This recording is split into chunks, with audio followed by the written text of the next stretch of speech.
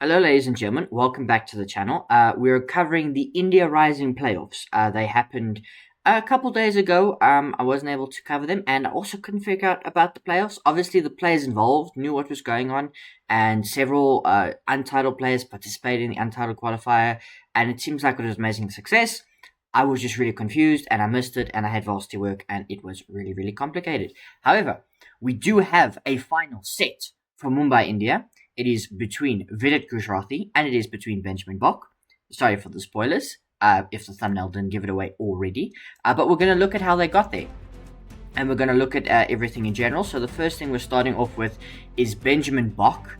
Not a name you would have predicted to get anywhere near this, but when we look at the players involved, you might understand. And he took down in the semifinals Arjun Erigaisi. It was absolutely ridiculous.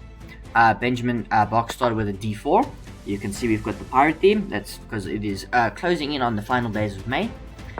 We've got knight to f6, c4, e6, and Benjamin Bok allows an Emso Indian the critical test of white in this position. We had queen c2, which is one of the main moves, and now d5. a3, bishop takes, queen takes, and now b6 takes. Knight jumps into the center, which is an interesting idea. Queen drops back, and now we capture, defending the knight. It's a very interesting way to play like this. You don't see this way being played very often, this particular line and variation. We get bishop to f4, and now Arjun thinks for a while, and he plays the move c5. It's very thematic, but it's still a more interesting idea. We get f3, knight out to g5, and now takes. And it kind of looks like Arjun's under pressure here, and he is. Something's gone horribly wrong for him very early on, because it kind of just looks like he's losing a pawn. Like that is it. There is a move here for him to play, which is knight e6. This is the main idea, knight e6, because you hit the bishop and you defend this pawn. And if, for example, bishop to e3, looking to, once again go here, there's this move d4. Forcing you back, bishop d2, and now, black can castle and give up the pawn, but you can just, probably take this back, and you'll be completely fine. Knight e6 is a difficult move.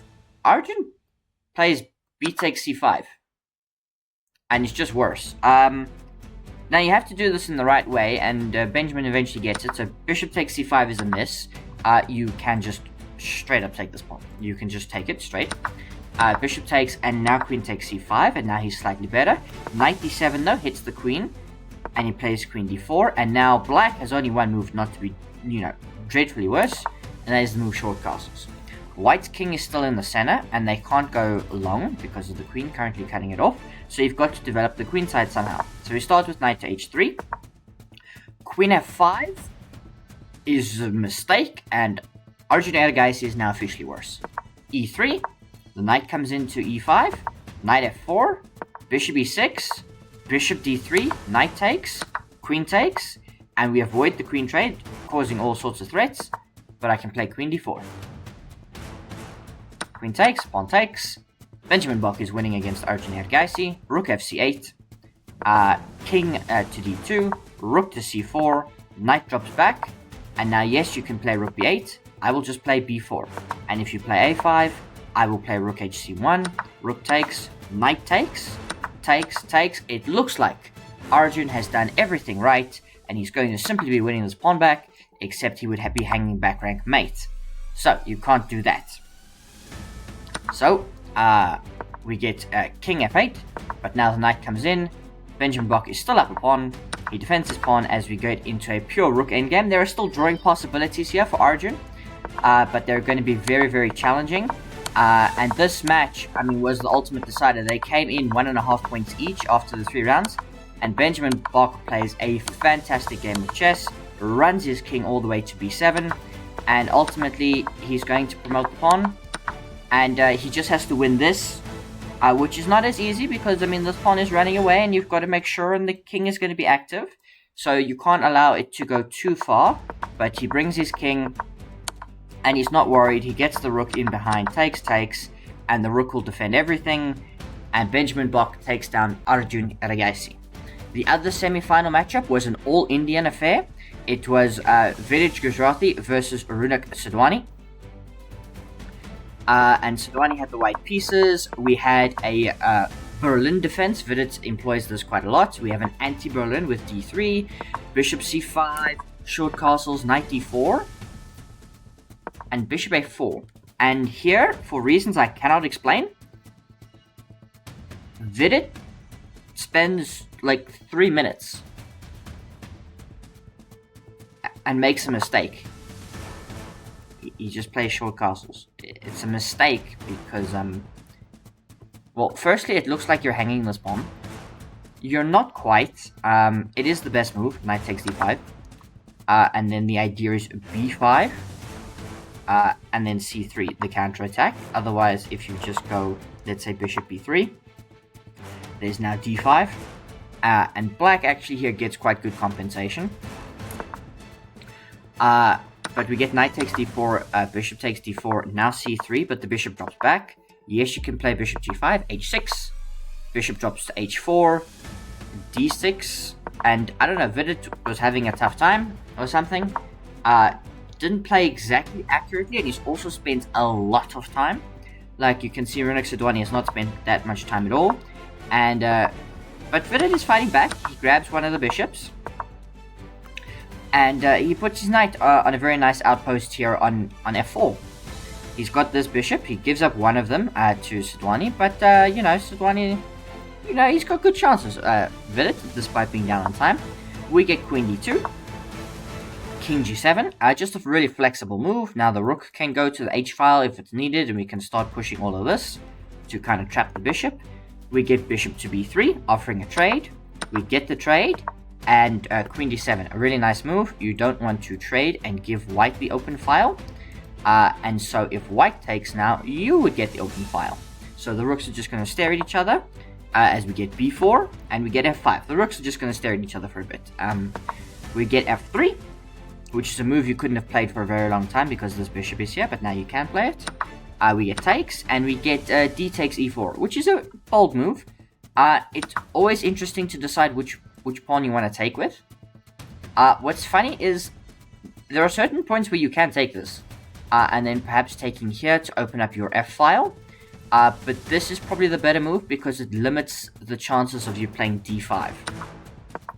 But queen e6. Now bishop takes, removes the knight. And now look at that, g takes f4. You might think as well, maybe you could get away with this. But white is going to get their chances in. So it's probably better to take this way, as happens in the game.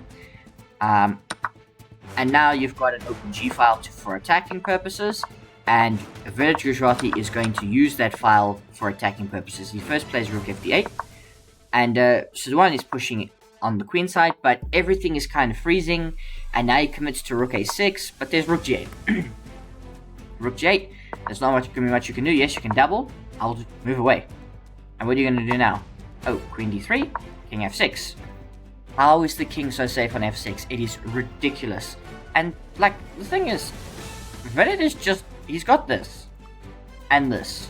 And he always has that threat. And queen d5 looks a very logical move. It looks a logical move because, you want to trade queens. And if you trade queens, you can lock up the structure and then target c7. And that will be your game plan for the rest of the game. Unfortunately, you've overlooked queen h3 threatening mate in 1. And even though you defend it with something like rook 6 a2, there's queen takes f3 and you've lost the base of your pawn chain. And yes, you can now play king h1. I can play queen e3. And now I'm going to crack through with my own f3, and I've got this rook, and I've got this rook, and it's a huge problem for the white position. Yes, you can play rook f1, king g7. Oh, rook af2, king h8, which is a blunder, but it's not really. Because queen f7, the only move here for Sadhwani to try and find parity is this move rook f3, which looks logical. You're attacking the queen, but there's now like queen d4, and this queen trade is not the same queen trade that we just had. Yes, you've created two weaknesses, but white is like paralyzed because there are so many threats against them.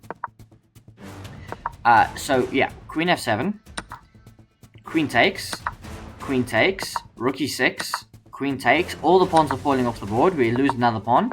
And now, Vidit has to be careful, because he has to monitor this pawn. This pawn is white's best asset. Black's best asset is the fact that the king is very weak. And the black king is surprisingly safe. Rook e6. Now queen c6, d5. That's how we go there. And let's not forget, Vidit has 2 pawns of his own just marching down the board. We get queen c2, queen takes c2, rook takes c2, and now I continue e4. Rook b2, rook b8, rook f1, rook f6. And we shuffle a little bit, we've got to find the right coordination, and now we do. And Vidit is completely winning. He gives up the pawn, but he plays d3, and there's simply nothing you can do. If you play rook d2, I will just go here and continue to march you down. If you bring back one of the other rooks, I still have the second pawn. And Vidit Gujrathi wins. And so how it ended up is we're going to have Vidit Gujrathi versus Benjamin Bok in the final in Mumbai, India. You can see the quarterfinals were very interesting. Benjamin Bok had to go through Karthikeyan Murali. Arjun Erigaisi defeated Nikolas Theodorou before losing to Benjamin Bok in the semi-final that we just saw. Vidit Gujrathi conquered M Pranesh in an all-Indian quarterfinal. And we'll go look at how Pranesh got in there. And then Raunak Sadhwani got past Matthias Bluebaum, candidate winner. And then, before losing to Gukesh. In terms of the Indian qualifiers, this is how it ended up. So the 4 players that qualified from there was Gujrathi, who finished 4th, by the way. Vidit very, very lucky, because he was one of 4 players tied on 6 points. So obviously, he just had a slightly better tiebreak score. And so he snuck in there in 4th place. Erigaisi finishing 3rd. Tied on points with Raunak Sadhwani, and Karthikeyan Murali was by far the best player. He was undefeated. Went 7.5 out of 9. Very, very good from him. And then it was very funny because in the title qualifier, we had an Indian in the top 4. M Pranesh, and he went and won the whole thing. He finished on 7 points. All of the top 4 players finished on 7. So it was just tie breaks that, dictated where exactly they finished. Benjamin Bok finishing 4th. So it's really funny. The 2 players that finished 4th in the respective qualifiers are the ones playing in the finals. They would have been the lowest seeds. Matthias Bluebaum finishing 3rd. Nikolas Theodorou of Greece finishing 2nd. Just, to kind of look at who else was there. Not a lot of big names from the world of chess. There is Alexander Rustamov, just as one name that I recognize, but I'm scrolling down and there's not a lot of names. And we have 2 untitled players who obviously got through the untitled qualifiers. They snuck in there in 23rd and 24th, and credits to them. I mean, playing GMs, absolutely incredible to finish 5 out of 9 as an untitled player. Beating an FM, an IM, drawing a CM, drawing a Grandmaster, defeating a WFM. Arvind was there, Arvind Chitratham, but I don't actually see where he finished. Oh, there he is, 13th. I just missed him. Marco Materia was there.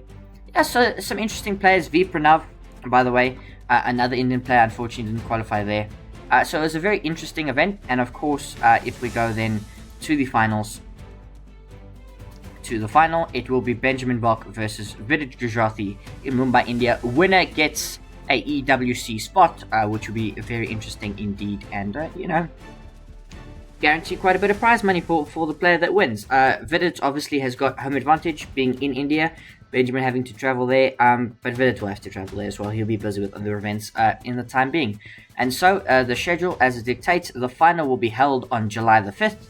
At 3 p.m. at my time, but of course the event local time is 6:30 p.m. GMT plus 5:30, 5 hours 30 minutes.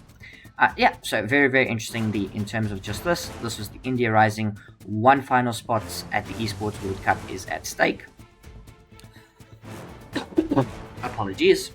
And then the location, the finals take place live in Mumbai, India on July the 4th/July the 5th. Incredible event. Let me know what you thought of it in the comments down below. Cheers.